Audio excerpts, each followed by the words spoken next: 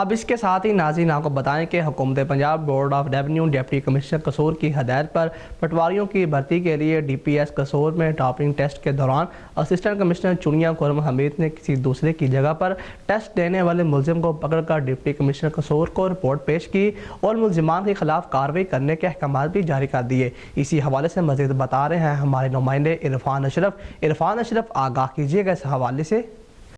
جی بالکل، حکومت Punjab board of revenue و ڈپٹی کمشنر قصور کی ہدایت پر پٹواریوں کی بھرتی کے لیے ڈی پی ایس قصور میں ٹائپنگ ٹیسٹ کے دوران اسسٹنٹ کمشنر چنیا خرم حمید نے کسی دوسرے کی جگہ پر ٹیسٹ دینے والے ملزم کو پکڑ کر ڈپٹی کمشنر قصور کو رپورٹ پیش کر دی۔ اسسٹنٹ کمشنر چنیا خرم حمید سخت چیکنگ کرتے ہوئے ملزم محمد اعظم ولد راشد کو موقع پر گرفتار کر کے حوالے پولیس کر دیا اور میڈیا سے بات چیت کرتے ہوئے بتایا کہ ملزم نے ساجد ابراہیم ولد محمد ابراہیم کی جگہ ٹیسٹ دینے کی کوشش کو ناکام بنا دیا اور دونوں ملزم کے خلاف کارروائی کرنے کا احکامات جاری کر دیے۔